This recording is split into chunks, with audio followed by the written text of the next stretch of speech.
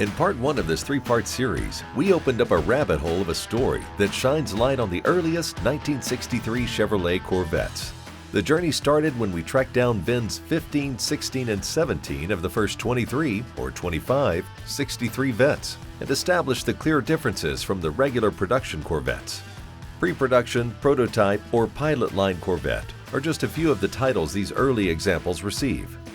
However, the consensus on the proper name is far from settled. Despite many references to the early 1963 cars as being pilot cars, a quality engineer at GM during 1963 states that there were no actual pilot Corvettes in 1963. To juxtapose those statements, private internal documentation provided by the GM Heritage Center reveals these earliest Corvettes were in fact explicitly labeled pilot cars.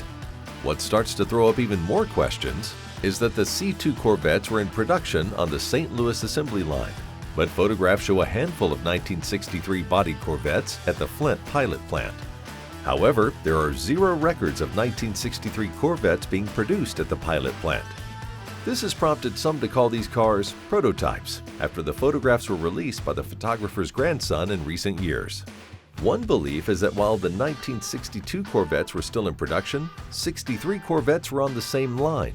Historical factory photos actually show a 1963 being painted at the Flint pilot line plant, with the clearly visible double headlights of a 1962 directly behind it. One theory is that the 62 Corvette was there simply to be painted.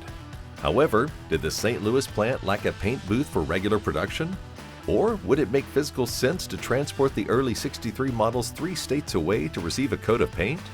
During the final episode of this three-part series, we will wrap up the tale of these mysterious early 1963 Chevrolet Corvettes, identify known survivors, and present the opportunity to own a consecutive trio of some of the rarest Corvettes available to the public.